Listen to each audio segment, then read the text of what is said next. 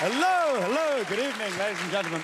Difficult time to be a young person in London, a city continually dragging itself up by its cranes to ever new heights of unaffordability, now only really accessible as a playground for the super wealthy and their offspring. I'm not from that sort of background myself, regardless of what you may think from the way that I pronounce the word yours. No, I will explain. I realize that I sound as though I've been colonized by my own voice. But the reason for this is, when my grandparents first moved to this country in the early 1960s, my grandfather told his 3 children, including my mother, that in the interests of integration, whenever they were outside of the house, they were banned from speaking to one another in Gujarati, their mother tongue, and instead had to speak in sort of prim and proper, and at the time, affected received pronunciation accents in order to minimize the chances of them getting the shit kicked out of them, right? Now, I once asked my uncle if this tactic worked, and he just looked at me and went, "Heavens, no!" Think about those previous generations, though, you know, those people who seem to achieve so much more despite starting out with so much less, you know? I think about my granddad came to this country with £3 in his back pocket, right? And he was still able to start a family here, build a life for them. He was able to own property, largely because he drove down house prices in every neighborhood he went to, but he was able to own property, not possible anymore. I think because of the intergenerational divide in this country at the moment, you know, a lot of it is down to the fact that social, political, economic power still largely bound up with the older generation, right? Baby boomers, a generation at the top who are using their lofty position in order to sort of like pull the ladder up from beneath them and then sort of like set fire to the ladder, right?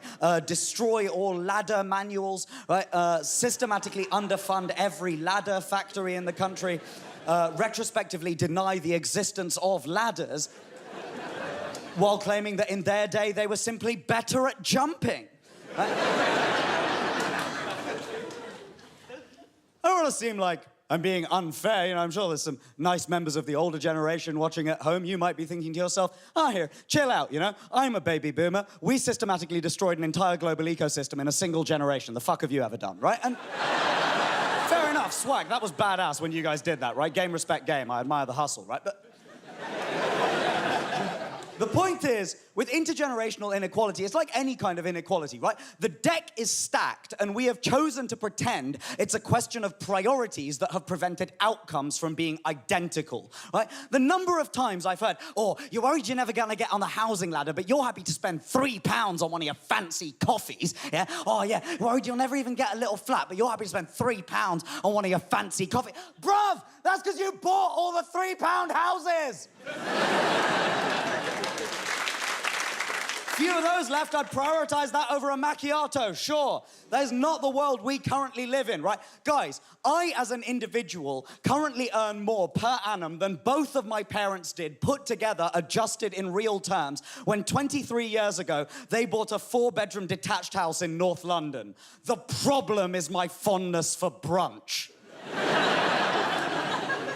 So now, it just feels as though we're being forced to live through some gross fetishized approximation of someone else's good old days, right? And that's standing in the way of creating good new days that might turn into your good old days one day, you know? And good for who, anyway? Well, oh, do you remember the good old days, mate? Oh, I miss the good old... Do you remember the good old days? Oh, I miss the good... Oh, that's what I miss. I miss the good... Do you remember the good old days? Oh, I miss the good old days when you could leave your front door unlocked and everyone had polio.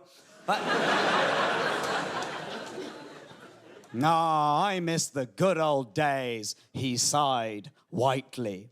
Ladies and gentlemen, thank you very much. My name's Ahir Shah. See you again sometime. Cheers.